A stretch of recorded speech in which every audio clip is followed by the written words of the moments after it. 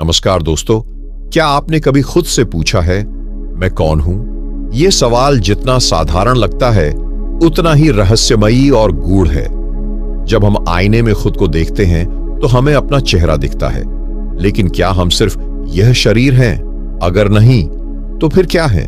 यह सवाल सदियों से आर्षि मुनियों, वैज्ञानिकों और दार्शनिकों को परेशान करता आया है। क्या हम सिर्फ मांस और हड्डियों से बने हुए जीव हैं, या फिर हमारे भीतर कुछ ऐसा भी है जो मृत्यु के बाद भी रहता है?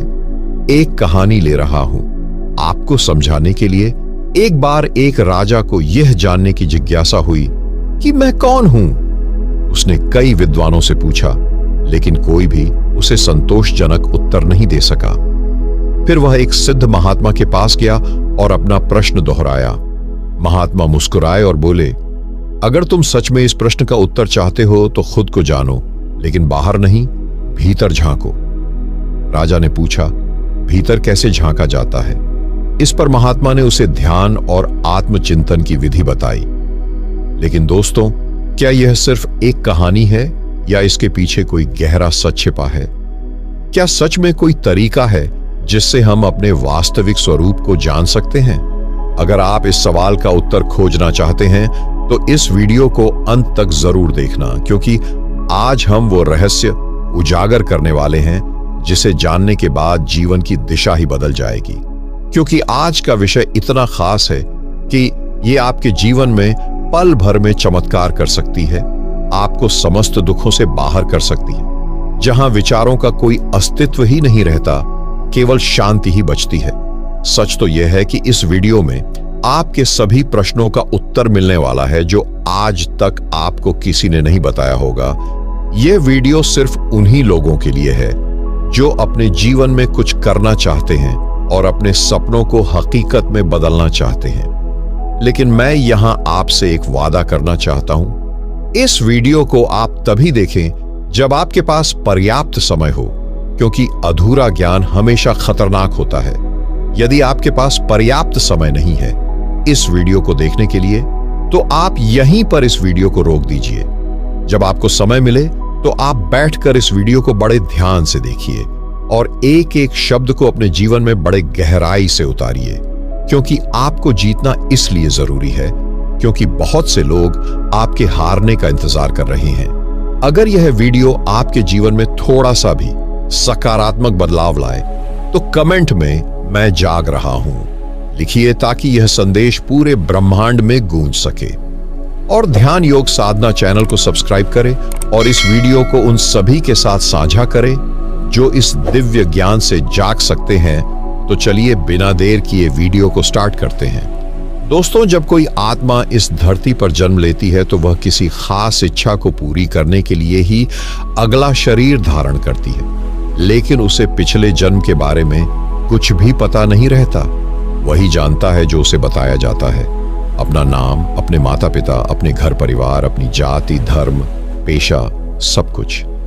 लेकिन क्या आपने कभी इस पहचान से आगे जाने की कोशिश की है? अगर कोई आपसे पूछे कि तुम कौन हो, तो आप क्या जवाब दोगे? शरीर, यह तो बदलता रहता है। बचपन, जवानी, बुढ़ापा। नाम, यह तो माता पिता ने दिया है। विचार, ये भी स्थायी नहीं है, हर दिन बदलते रहते हैं। फिर आखिर वह क्या चीज है जो कभी नहीं बदलती? हमारे ऋषियों ने कहा है, अहम ब्रह्मास्मि, यानी मैं ब्रह्म हूं। लेकिन यह समझना इतना आसान नहीं है। अगर यह सच होता तो हमें इसका अनुभव क्यों नहीं होता? अब सवाल यह उठता है कि हम खुद को भूल कैसे गए? आत्मा जो शुद्ध और अजर अमर है, वह शरीर, मन और इच्छाओं में इतनी उलझ कैसे गई? यही वह रहस्य है जिसे हम आगे खोलेंगे। समझने के लिए एक उदाहरण लेते हैं। मान लीजिए कि कोई राजा जो एक महान साम्राज्य का मालिक था, एक दिन जंगल में भटक गया और अपनी याददाश्त खो बैठा। वह यह भूल गया कि वह राजा है। वह साधारण लोगों के बीच रहने लगा, उनकी तरह काम करने लगा और एक आम इंसान की तरह दुख सुख भोगने लगा। लेकिन उसकी असली पहचान तो वही थी, वह एक राजा था। बस उसे यह याद नहीं रहा। यही हमारे साथ हुआ है। हम आत्मा हैं, लेकिन हमने खुद को शरीर मान लिया है। जब आत्मा ने पहली बार इस संसार में प्रवेश किया तो उसके पास कोई बंधन नहीं था, लेकिन जैसे ही वह इस भौतिक दुनिया में आई, वैसे ही उसने चीजों से जुड़ाव महसूस करना शुरू कर दिया। सबसे पहले यह जुड़ाव शरीर से हुआ। हमने सोचा मैं यह शरीर हूं, फिर हमने सोचा यह मेरा परिवार है, मेरा घर है, मेरी चीजें हैं। धीरे धीरे यह मेरा और मैं का अहंकार बढ़ता गया और हम अपने असली स्वरूप को भूलते चले गए। इसे ऐसे समझिए, अगर एक पारदर्शी कांच पर धीरे धीरे धूल जमने लगे तो क्या कांच के उस पार देखा जा सकता है? नहीं। जब तक धूल साफ नहीं होगी तब तक पारदर्शिता नहीं लौटेगी। आत्मा के साथ भी यही हुआ। माया रूपी धूल ने इसे ढक लिया और अब हम अपने असली स्वरूप को नहीं देख पा रहे हैं। लेकिन यह माया है क्या? माया वह शक्ति है जो हमें यह भ्रम देती है कि संसार असली है। यह हमें दिखाती है कि खुशियां, सुख और आनंद इस संसार में हैं, लेकिन जब हम इन्हें पाना चाहते हैं तो यह छूमंतर हो जाती है। उदाहरण के लिए, जब हम छोटे होते हैं तो हमें लगता है कि बड़ा होकर पैसा कमाने से खुशी मिलेगी। जब पैसा मिल जाता है तो हमें लगता है कि शायद शादी के बाद खुशी मिलेगी। फिर बच्चे होते हैं तो उनकी चिंता में खुशी कहीं खो जाती है।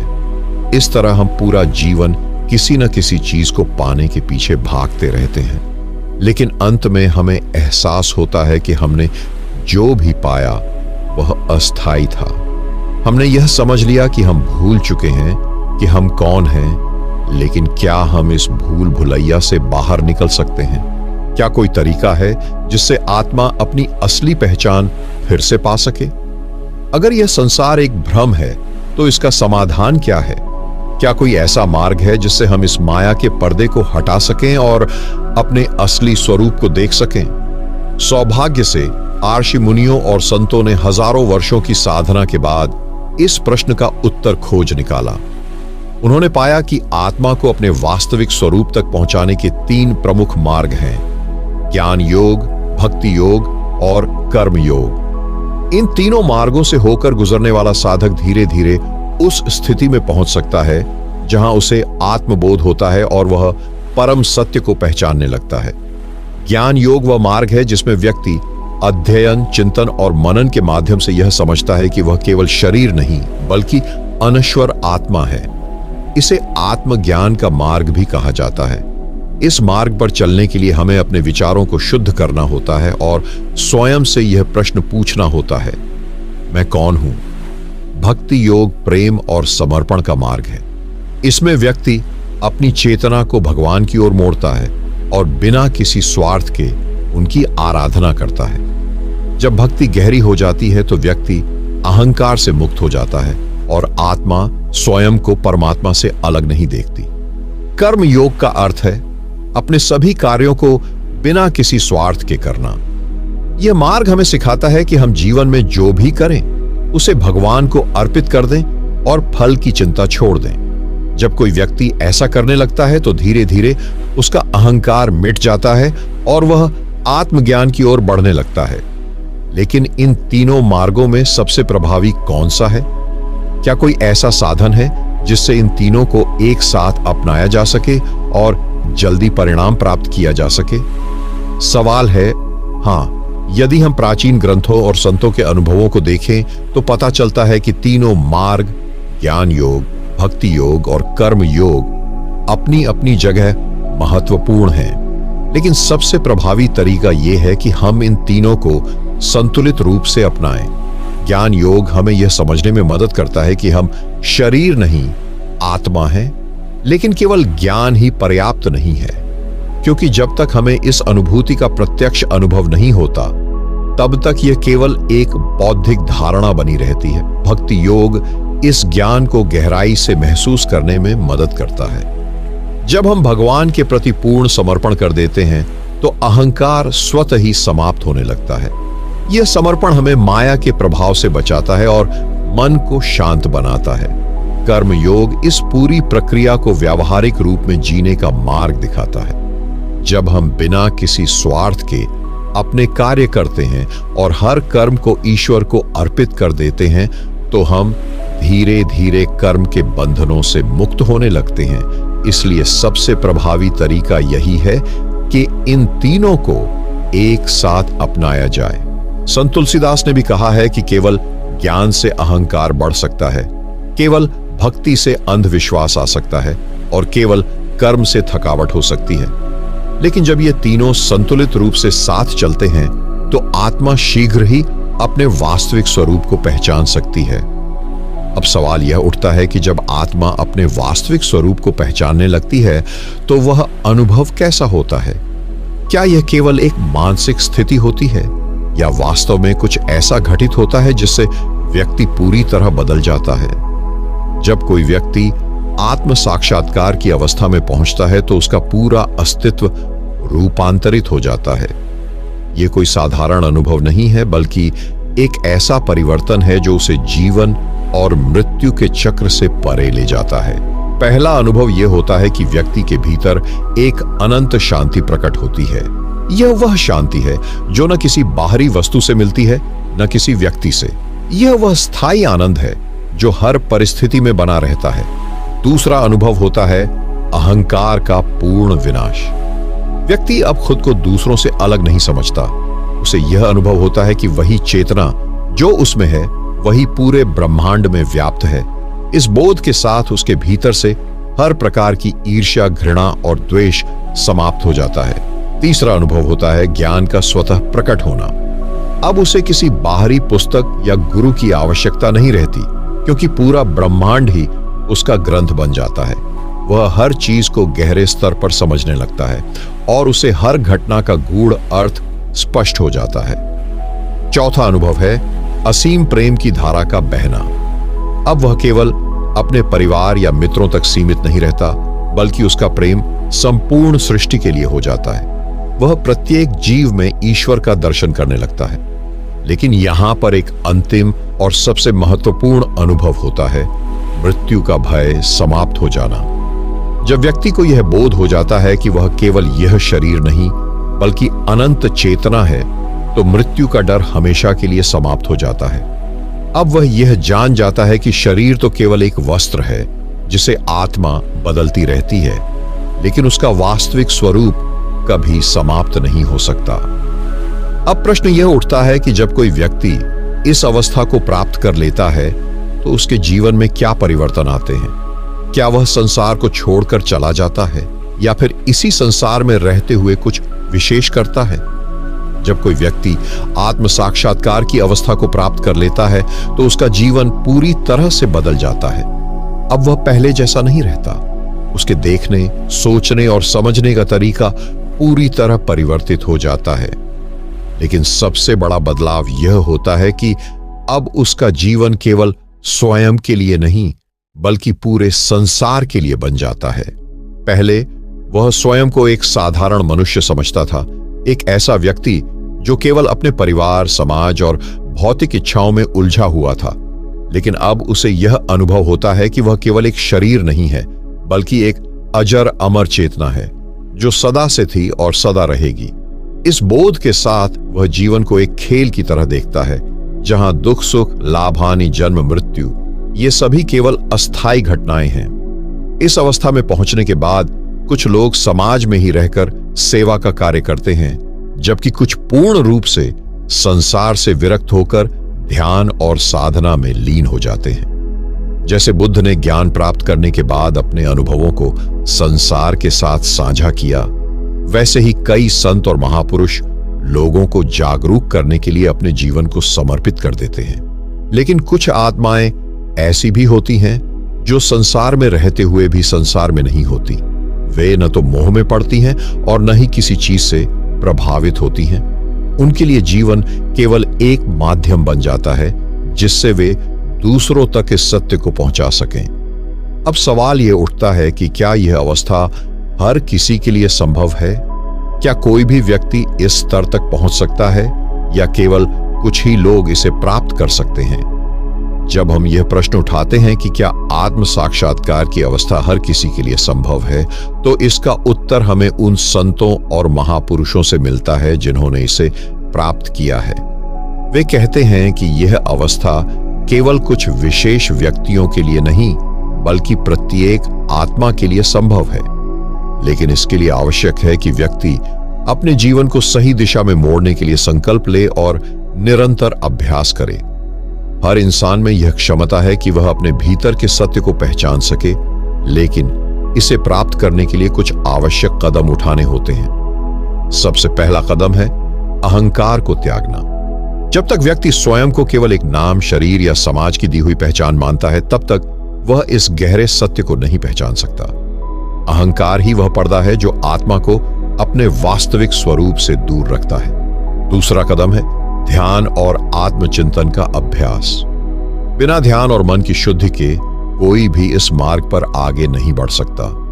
ध्यान के माध्यम से हम अपने विचारों को नियंत्रित करना सीखते हैं, और जब विचार शांत होते हैं तभी हमें अपनी आंतरिक चेतना का बोध होता है। तीसरा कदम है सत्य की खोज के लिए पूरी निष्ठा और समर्पण।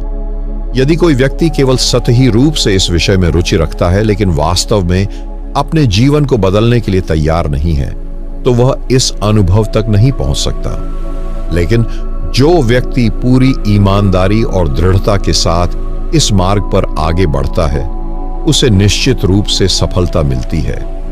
अब सवाल यह उठता है कि जब कोई इस मार्ग पर चलने लगता है तो उसे किन किन कठिनाइयों का सामना करना पड़ता है।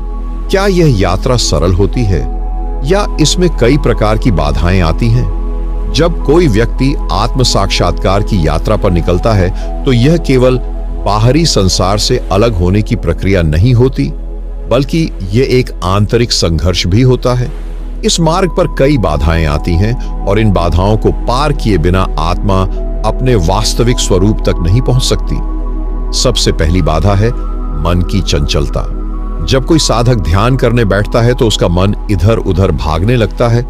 बीते हुए कल की यादें, भविष्य की चिंताएं और संसार के आकर्षण मन को भटकाने लगते हैं। यह बिल्कुल वैसा ही है जैसे कोई शांत झील में कंकड़ फेंक दे।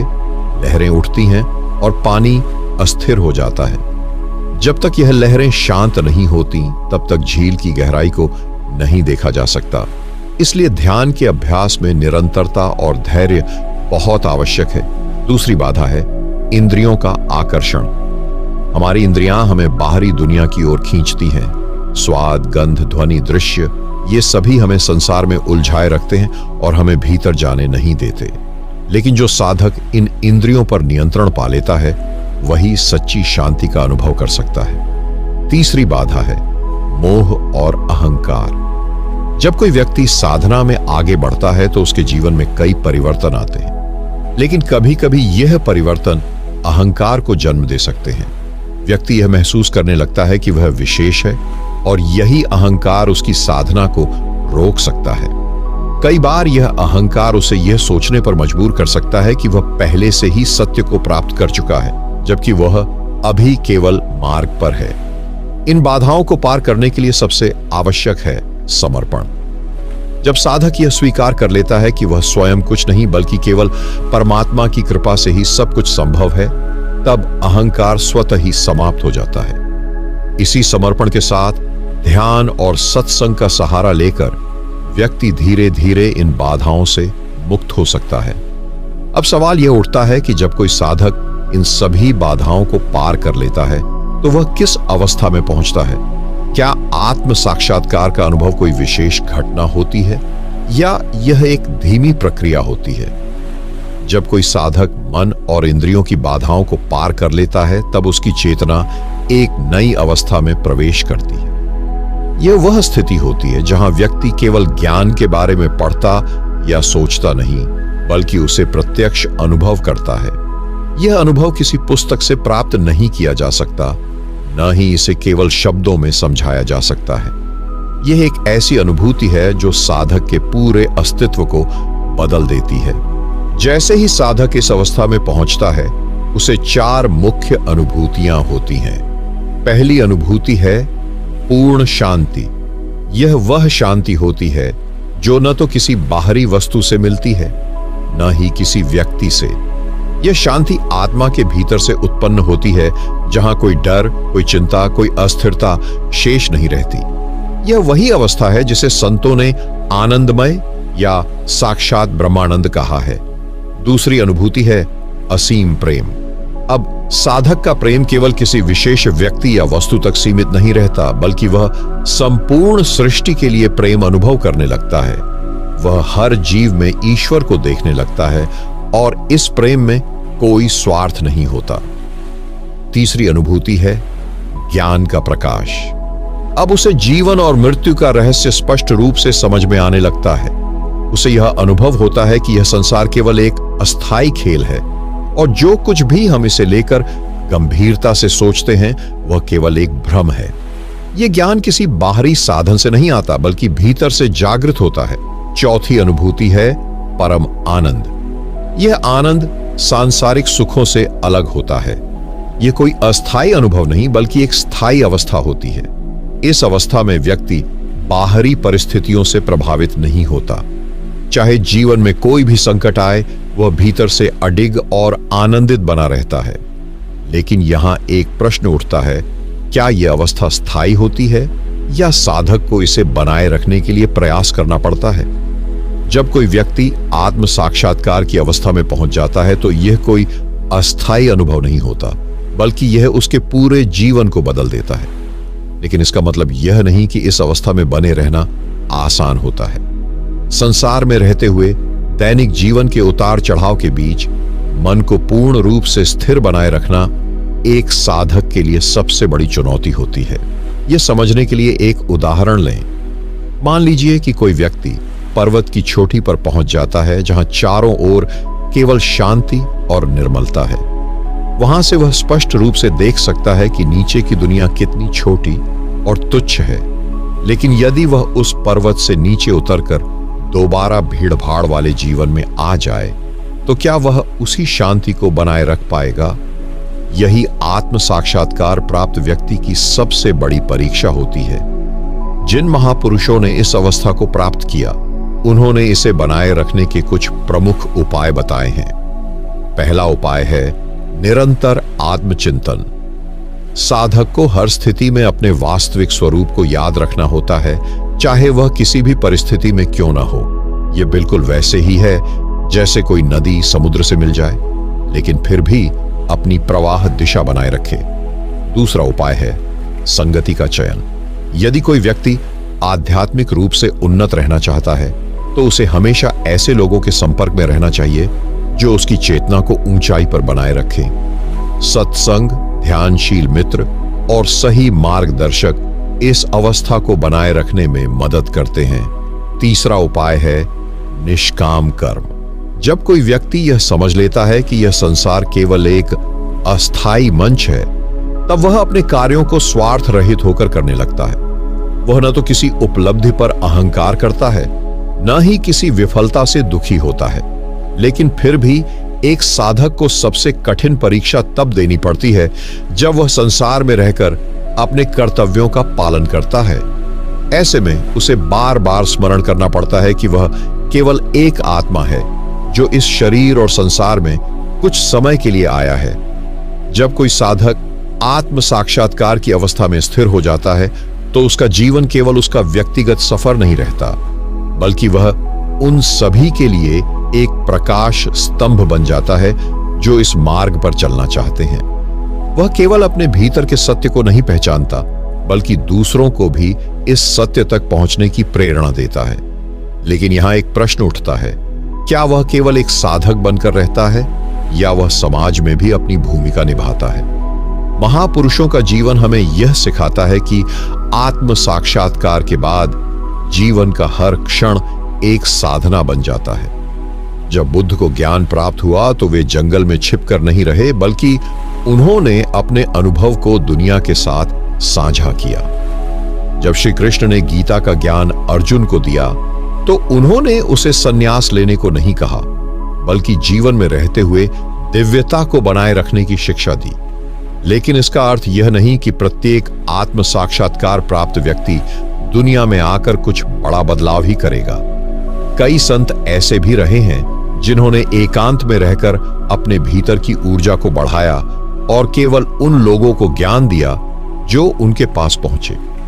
तो सवाल यह उठता है कि आत्म साक्षात्कार के बाद व्यक्ति को क्या करना चाहिए? इसका उत्तर यह है कि कोई एक तय रास्ता नहीं है।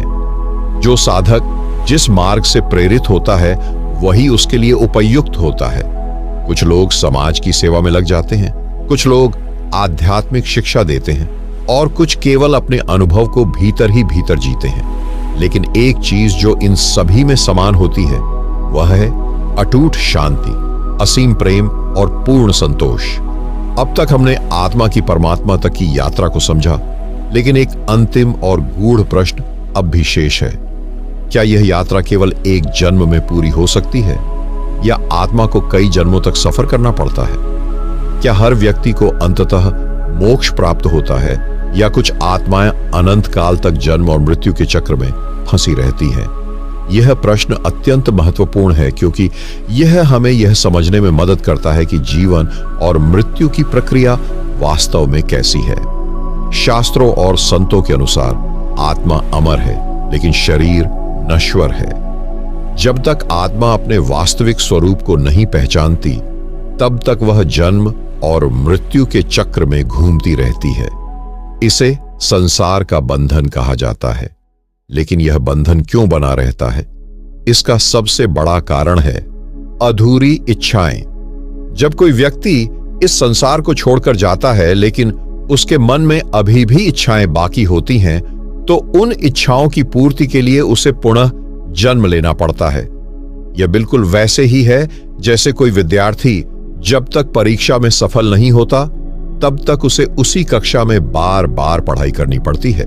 इसी प्रकार जब तक आत्मा अपने सारे कर्मों का हिसाब नहीं कर लेती और अपनी इच्छाओं से मुक्त नहीं हो जाती, तब तक उसे बार बार जन्म लेना पड़ता है। लेकिन यहां एक महत्वपूर्ण बात समझनी होगी। हर जन्म एक अवसर है। जब कोई व्यक्ति इस यात्रा को समझकर अपने जीवन को सही दिशा में ले जाता है, तो वह जन्म मरण के चक्र को समाप्त करने के करीब पहुंच जाता है। लेकिन जो लोग इस सत्य को नहीं समझते, वे संसार में बार बार उलझते रहते हैं और उनका सफर कभी समाप्त नहीं होता। इसे ऐसे समझें, मान लीजिए कि कोई नदी समुद्र की ओर बह रही है। यदि रास्ते में वह कहीं किसी छोटे तालाब में अटक जाए, तो उसका प्रवाह वहीं रुक सकता है। लेकिन यदि वह निरंतर आगे बढ़ती रहे, तो अंततः वह समुद्र में मिल ही जाती है। आत्मा की यात्रा भी ऐसी ही है। जो आत्मा संसार के छोटे छोटे सुखों में अटक जाती है, उसे बार बार जन्म लेना पड़ता है। लेकिन जो आत्मा इन सब को पार करके अपने वास्तविक लक्ष्य की ओर बढ़ती रहती है, वह अंततः मोक्ष प्राप्त कर लेती है।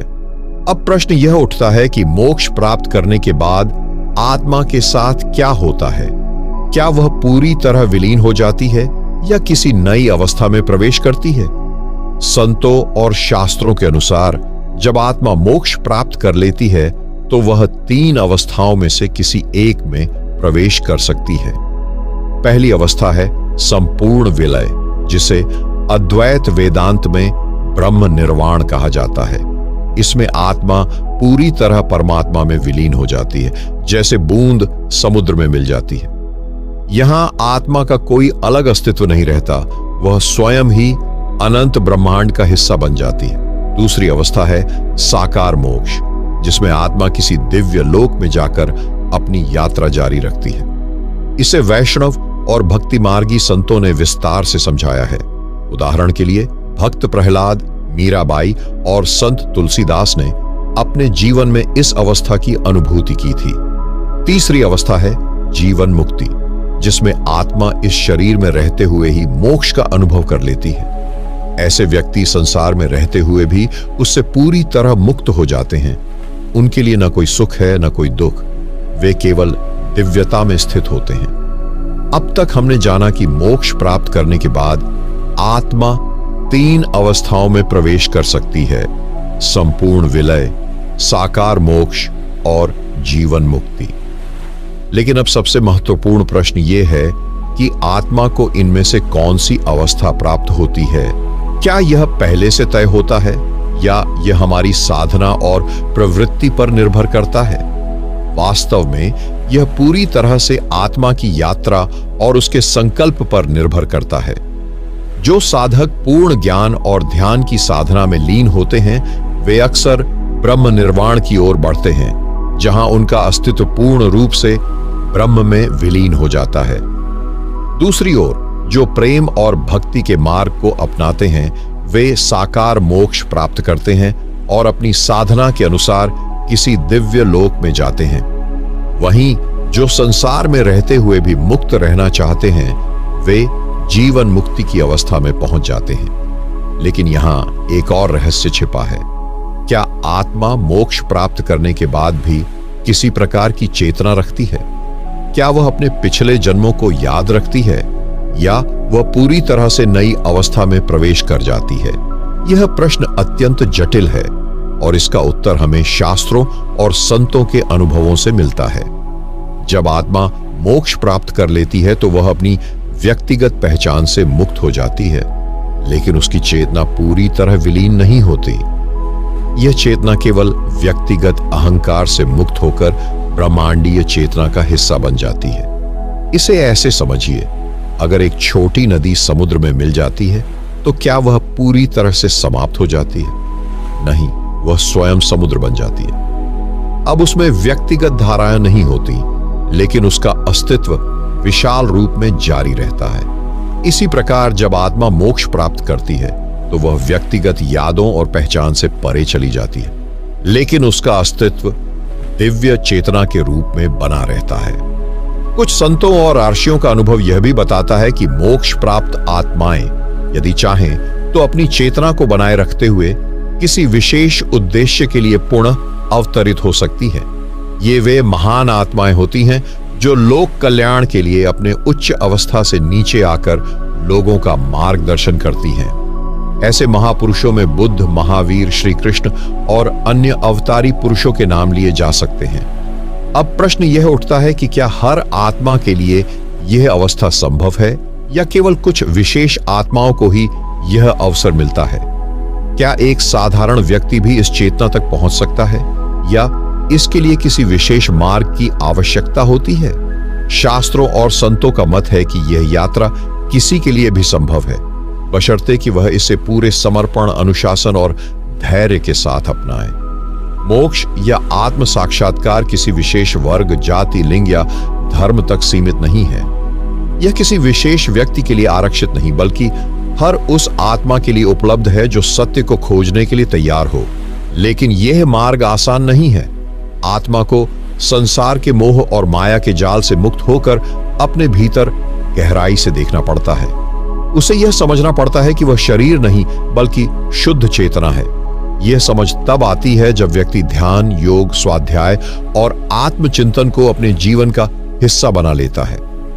ध्यान और योग से मन शांत होता है और धीरे धीरे आत्मा अपने वास्तविक स्वरूप को पहचानने लगती है। जब कोई व्यक्ति नियमित ध्यान करता है तो उसकी चेतना की गहराइयों में छिपे सत्य प्रकट होने लगते हैं। धीरे धीरे उसे यह अनुभव होने लगता है कि वह केवल भौतिक शरीर तक सीमित नहीं है, बल्कि उसमें अनंत ऊर्जा और शाश्वत चेतना समाई हुई है। स्वाध्याय और सत्संग भी इस मार्ग में महत्वपूर्ण भूमिका निभाते हैं। जब कोई व्यक्ति सत्य की खोज में श्रेष्ठ ग्रंथों का अध्ययन करता है और संतों का सानिध्य प्राप्त करता है तो उसका मार्ग अधिक स्पष्ट हो जाता है। उसे जीवन के वास्तविक अर्थ का बोध होने लगता है और वह धीरे धीरे उन बंधनों से मुक्त होने लगता है जो उसे संसार से जोड़कर रखते हैं। लेकिन इस यात्रा में सबसे महत्वपूर्ण है सकारात्मक कर्म। केवल ध्यान और ज्ञान प्राप्त करना ही पर्याप्त नहीं, बल्कि उसे अपने जीवन में उतारना भी आवश्यक है। जब कोई व्यक्ति निष्काम भाव से, बिना किसी स्वार्थ के, केवल मानवता और परमात्मा की सेवा में अपने कर्म अर्पित करता है तो उसके अहंकार का अंत होने लगता है। जैसे जैसे अहंकार समाप्त होता है, आत्मा और परमात्मा के बीच का पर्दा भी हटने लगता है।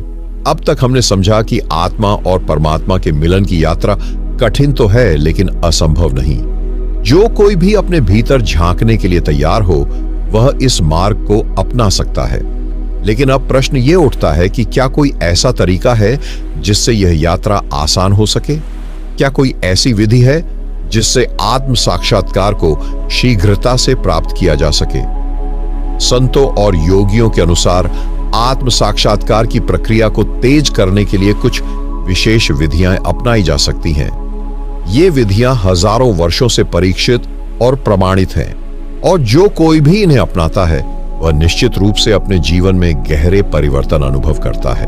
पहली विधि है नाड़ी शुद्धि प्राणायाम। यह प्राणायाम मन को शांत करने और चेतना को भीतर केंद्रित करने के लिए सबसे प्रभावी साधन है।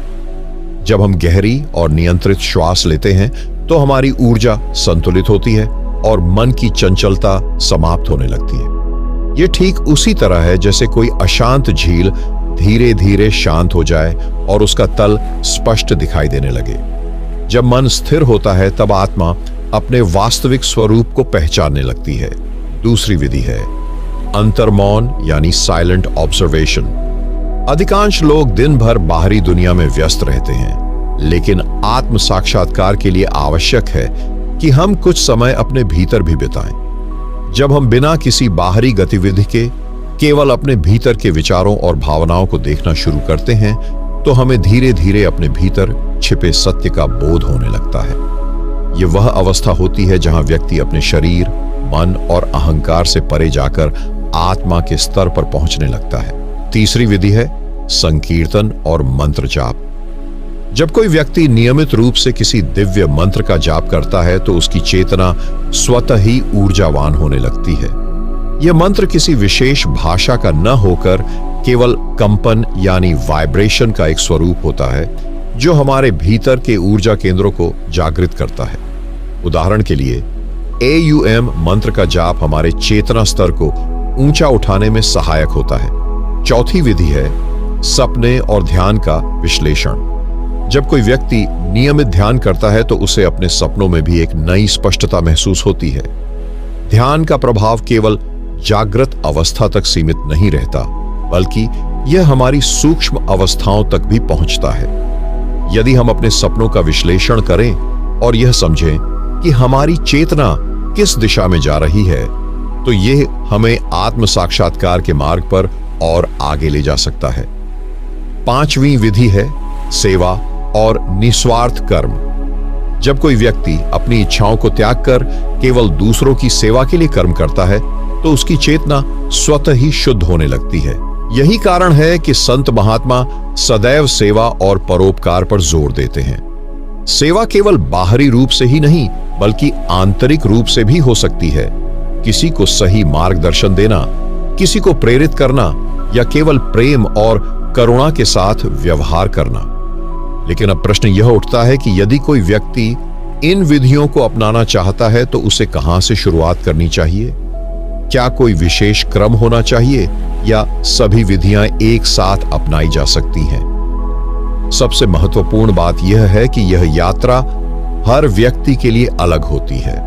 कोई ध्यान के माध्यम से भीतर जाता है तो कोई सेवा के माध्यम से, कोई प्राणायाम के द्वारा चेतना को ऊंचा उठाता है तो कोई सत्संग और ज्ञान के माध्यम से अपने भीतर के अंधकार को दूर करता है। इसलिए सबसे पहले यह समझना आवश्यक है कि आपकी प्रवृत्ति किस दिशा में जाती है। यदि मन बहुत चंचल है और विचारों की अधिकता है तो प्राणायाम और ध्यान से शुरुआत करना सर्वोत्तम रहेगा। जब हम अपनी श्वास को नियंत्रित करते हैं तो धीरे धीरे मन भी नियंत्रण में आने लगता है। यह ठीक उसी तरह है जैसे यदि हम किसी पेड़ की जड़ें मजबूत कर दें तो उसकी शाखाएं स्वतः ही स्थिर हो जाती हैं। यदि व्यक्ति बाहरी दुनिया से बहुत अधिक जुड़ा हुआ है और उसे भीतर की शांति अनुभव करने में कठिनाई हो रही है तो संकीर्तन, मंत्र जाप और सत्संग अत्यंत सहायक होते हैं। जब हम किसी दिव्य मंत्र का जाप करते हैं तो हमारे भीतर की ऊर्जा शुद्ध होने लगती है और चेतना स्वतः ही उच्च अवस्था में पहुंचती है। यदि किसी को संसार में रहते हुए आत्म साक्षात्कार की ओर बढ़ना है तो सेवा और निस्वार्थ कर्म को अपनाना आवश्यक है। जब हम किसी भी कार्य को बिना किसी स्वार्थ के केवल प्रेम और समर्पण भाव से करते हैं तो धीरे धीरे हमारा अहंकार मिटने लगता है। लेकिन सबसे महत्वपूर्ण बात यह है कि सभी विधियों को धीरे धीरे जीवन में शामिल किया जाए। एक बार में सब कुछ अपनाने का प्रयास करने से उलझन हो सकती है। इसलिए शुरुआत में केवल एक विधि को चुनें और उसे नियमित रूप से करें। जैसे जैसे मन उस विधि में स्थिर होने लगे, अन्य विधियों को धीरे धीरे जोड़ते जाए। अब प्रश्न यह उठता है कि यदि कोई व्यक्ति इन विधियों को अपनाने के बावजूद भी आत्म साक्षात्कार का अनुभव नहीं कर पा रहा है तो इसका कारण क्या हो सकता है? क्या यह संभव है कि कुछ लोग इस मार्ग पर आगे बढ़ें और कुछ नहीं? क्या इस यात्रा में कोई बाधाएं आती हैं? इस प्रश्न को समझने के लिए पहले यह जानना आवश्यक है कि आत्म साक्षात्कार की प्रक्रिया कोई साधारण बात नहीं है। यह केवल किसी एक दिन का प्रयास नहीं है, बल्कि एक गहन साधना है जो निरंतर प्रयास और धैर्य की मांग करती है। कई बार ऐसा होता है कि व्यक्ति इस यात्रा को शुरू करता है, लेकिन कुछ ही समय बाद उसे लगता है कि उसे कोई विशेष अनुभव नहीं हो रहा है और वह निराश हो जाता है। यही पहली बाधा होती है, धैर्य की कमी। जैसे एक बीज को पेड़ बनने में समय लगता है, वैसे ही आत्म साक्षात्कार की प्रक्रिया भी समय लेती है। कोई भी साधक यदि यह सोचकर ध्यान में बैठता है कि उसे तुरंत कोई दिव्य अनुभव होगा, तो वह जल्दी ही हताश हो सकता है। यह यात्रा उतनी ही सहज है जितनी कठिन, यह उतनी ही स्पष्ट है जितनी रहस्यमयी। इसलिए सबसे पहला नियम यही है कि इसे एक दीर्घकालिक प्रक्रिया के रूप में अपनाया जाए और बिना किसी अपेक्षा के इस मार्ग पर चला जाए। दूसरी बाधा आती है मन की चंचलता। जब हम ध्यान में बैठते हैं तो हमारा मन शांति की ओर बढ़ने के बजाय और अधिक सक्रिय हो जाता है। अनगिनत विचार हमारे भीतर आने लगते हैं।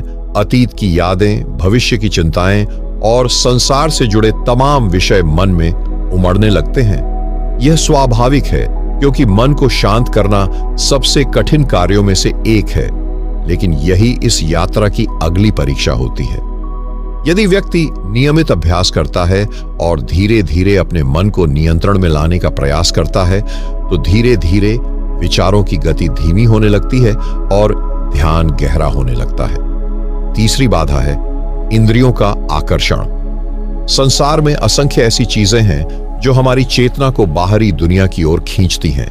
मनोरंजन, भोग, लोभ, वासनाएं, ये सभी हमें भीतर जाने से रोकती हैं। आत्म साक्षात्कार का मार्ग तभी स्पष्ट होता है जब व्यक्ति इन चीजों पर धीरे धीरे नियंत्रण पाना शुरू कर देता है। इसका मतलब यह नहीं कि संसार को छोड़ना होगा, बल्कि केवल इतना समझना होगा कि संसार में रहते हुए भी हम अपने भीतर जा सकते हैं।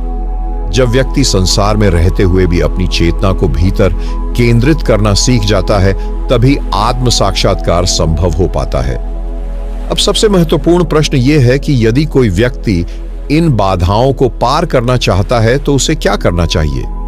क्या कोई ऐसा तरीका है जिससे आत्म साक्षात्कार को सरल बनाया जा सके?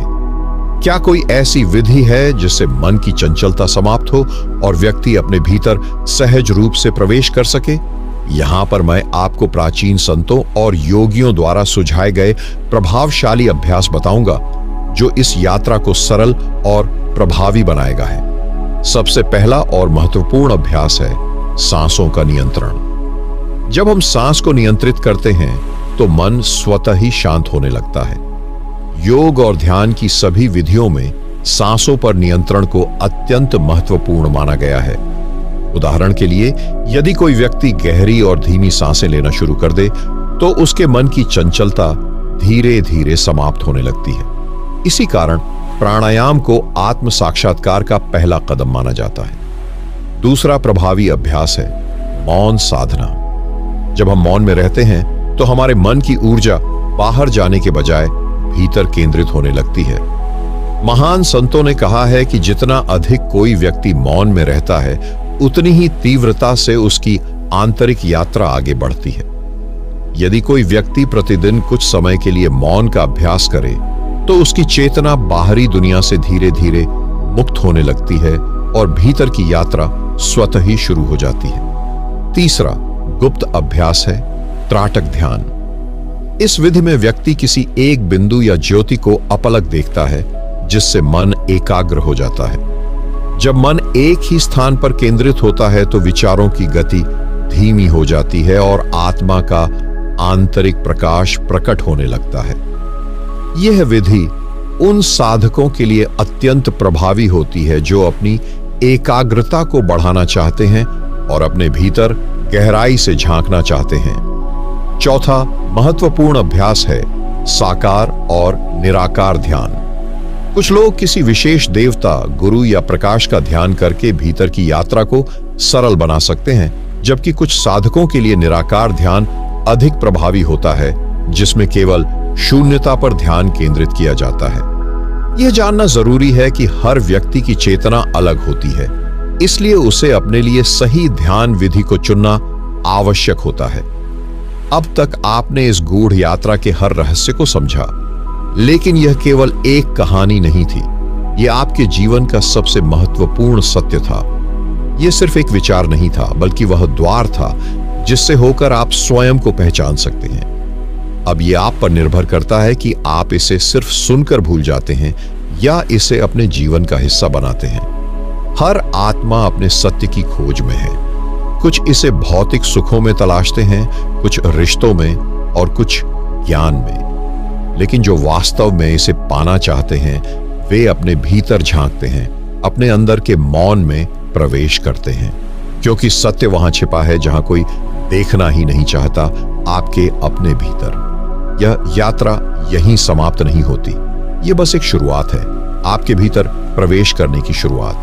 अगर आप इस गूढ़ रहस्य को और गहराई से समझना चाहते हैं, अपने जीवन को एक नई दिशा देना चाहते हैं, तो हमारे चैनल ध्यान योग साधना से जुड़े रहें। यहां आपको ऐसे ही गूढ़, रहस्यमयी और जीवन बदलने वाले ज्ञान मिलते रहेंगे, जो आपको एक साधारण इंसान से असाधारण चेतना तक पहुंचने में मदद करेंगे। अगर आपको यह जानकारी पसंद आई, तो इसे अधिक से अधिक लोगों तक पहुंचाएं, क्योंकि शायद आपकी वजह से कोई और भी अपनी आत्मा की इस गूढ़ यात्रा को शुरू कर सके। क्योंकि यह सिर्फ ज्ञान नहीं, यह आपके अस्तित्व की खोज है। धन्यवाद। जय गुरुदेव।